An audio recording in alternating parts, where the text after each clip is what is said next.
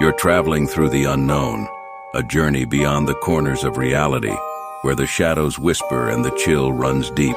Welcome to the dimension where your deepest fears are given form. This is the Midnight Mystery. Welcome to the Midnight Mystery. Today's episode is called Diary of a Scientist in Hell. In each episode, we delve into the shadowed corners of our existence, bringing you tales of the eerie, the uncanny, and the downright terrifying. From the realms of the supernatural to the depths of the human psyche, no stone is left unturned, no dark secret left hidden. As the clock once again draws near midnight, prepare to embark on another adventure into the uncanny, the eerie, the horrifying, the Midnight Mystery. Day 1. It hasn't been long since the outbreak began. It was originally simple. A few bad cases in Africa and Asia, but then it seemed to spread into Europe very quickly. Being a new scientist, I am to record the examinations and morgue reports of the victims who arrive and to discover what this virus might be. Since I was just invited to Europe, they instantly quarantined me and are keeping me in this non-contaminated environment. The walls are a sterile white, and the only exit I have is the door, which of course is locked to prevent spreads into the work zone. They'll be calling me out soon to do some recording, and I'll try to write down some things in my journal as well, though it may never see the light of day since all of this is so hush-hush. Day 2. God, it's horrible. The first thing I had to do when they made us leave the room was see the first stage of whatever they're calling this new sickness. The patients were crowded in a gigantic cell. It smelled like vomit and blood. They brought 7 other scientists as well. 5 had to leave because of how graphic it got near the 3rd stage, but I'll get to that later. Already, though, I remember seeing all those faces behind those windows. They were sunken in, and some were bloody and missing chunks of flesh.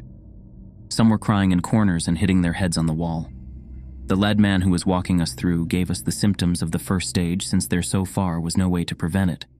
The symptoms ranged from mild paranoia to blood lesions, and even minor tissue degradation.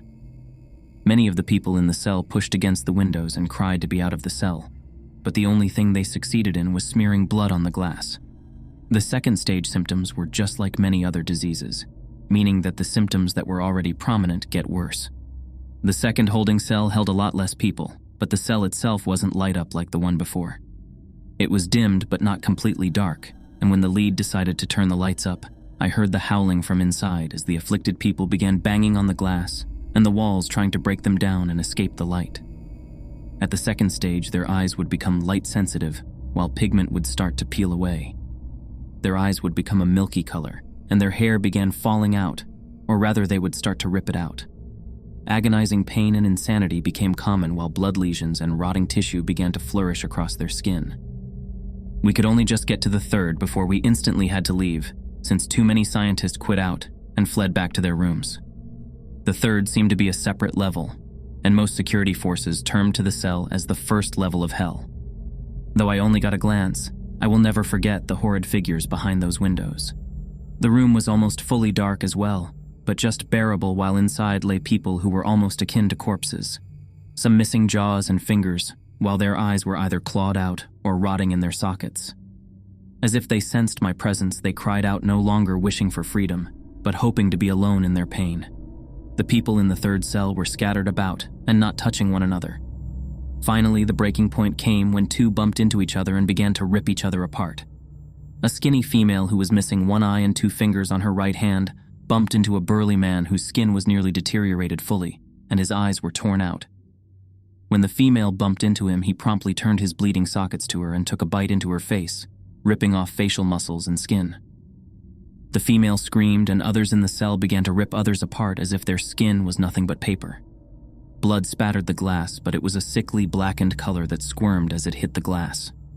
The small female had most of her skin ripped off, and both arms pulled out from their sockets. The arms were then being eaten by other victims of the disease, while others went into a frenzy. More tearing and vomiting, and we were soon removed from that place of death and decay. I fear for my sanity seeing all of these people becoming animals and tearing at each other like monsters. I am afraid to sleep tonight, and I'm dreading having to go through more cases. Night. I can't sleep. I woke up from a nightmare and I can't forget it. It's too horrifying. It began with me running in a dark hallway while blank eyes stared at me. I tried to get away, but something would hit me and I'd fall over. It was the skinny female, and she would rip my stomach open and begin to eat my organs. Then she'd rip me apart until the others came over and began to claw out my eyes and tear open my throat with their dirty, blood-caked fingers. I woke up screaming, but of course I was just in the dark room while a faint light shone outside my room. I'm sitting against the cold door now and trying to listen to the outside. Guards brought up the horror in hell, the skinny female's death causing a feeding frenzy. I couldn't help but cry remembering that scene. They also talked about the death toll and how it began to spread into America. I prayed my parents would be all right. Living in Maine had some advantages at least, right? It couldn't get to them, no way. Right? I really hope this can end soon. I don't want more of the Stage 3 events happening again. Supposedly, there were 5 stages of horror and agony. I can't imagine anything worse than what I already saw. I'm gonna try and get some more sleep. If someone reads this, please don't let this disease win. Good night. Day 3. I'm starting to lose track of time since they only announce wake up and rest time. I couldn't get any extra sleep last night because every time I tried, I'd just wake up from the same dream. When I tried to open the door, there was a voice telling me to stay inside. I asked why, and they just told me about a subject escaping containment because he was due for movement into the 4th stage cell. I had to wait until he was dealt with to leave my sterile room. I won't have much to do, so I'm writing now. It feels like an eternity since there was any update, and all I hear is every now and again a small clinking of metal against metal. I'm hoping something will come up soon so I can write it down. I know today I'll go through the 4th and 5th cells, so I've got to steel myself. But I keep remembering what happened in that 3rd stage. How savage it all was, and how if one had gotten out, what would happen if it infected someone. Oh God, it just got dark, really dark. The last update I heard was that we weren't supposed to leave our rooms and we were supposed to stay away from the doors. It couldn't be anything serious, right? I mean, the 3rd stages were supposed to be light sensitive, so it has to just be in case. But then why wouldn't they do that in the first place? Could it have gotten to the generators? Could it have killed the guards? That's impossible. All the guards are armed to the teeth and we all have to wear sterile clothing. There's no way one patient could cause the lights to turn off. I'm gonna just leave it here. I hope I can get out soon. It's starting to get scary. God, please no. There's banging on my door. It's here, oh God. I know it's here for me. It's gonna kill me. Please no, please, oh God. No, they're gonna get in the door and kill and rip me apart. No, please, no day. Who gives a fuck? I don't remember when this all started, but it will end soon. I haven't written for a long time. I don't think there's any reason to. I can't really see what I'm writing anyway since the light is so dim. Last time I slept, I heard something down the hall like the banging on my door and a scream. I'm starving and I put my bed against the door, and I started eating paper from books I brought with me. If I look out of the small window to the outside, I just see that same white like my cell is. I'm afraid I'm the only one left alive just because I've been quiet and holed myself up in my room. Every time I try to sleep, my dreams get worse though. Sometimes I can wake up to sounds in the darkness, and that clinking metal sound. I don't think I'll make it out, and I'm running out of ink to write. I don't think anyone will find this, but I hope they will. And maybe I'll survive till then, long as the ink. Day. I have no idea. God. Help me, please. I'm starting to bleed and I'm using it to write. I have to write small. Uses less blood. The door's open. I'm infected. They don't hurt each other. We suffer together. All in the dark. All alone. No one here. I try not to cry. Hurts but gives me more ink. Not thirsty or hungry anymore. Vomit constantly and everything smells bad. Eyes are starting to hurt. Hope that'll end. Day. I think this is my last. My fingers rotting. Book hard to hold. Running out of blood, trying to steal from others. Color starting to turn black again. Looks like real ink. Killed person to get blood. Gross. But flesh not so bad. Don't vomit it up like everything else. I know I'm 3rd. 5ths live in basements since they hate light. Ripped out my left eye.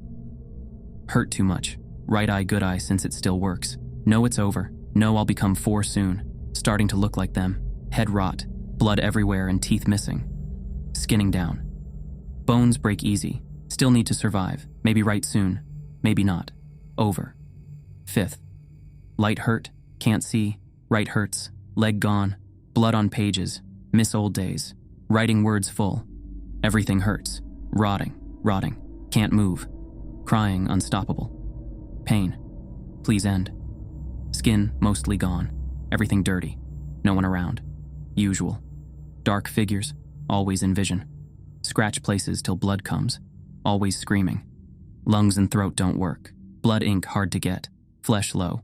Don't need. Not hungry. Zombies. Ha. No. Not zombies. Night, night. Dreams bad, but no matter. Goodbye. No more. Go to sleep forever. No more pain. More sleep. Night, night. And so, we close another chapter here at the Midnight Mystery. Tonight's tale might have sent shivers down your spine or left you peeking over your shoulder.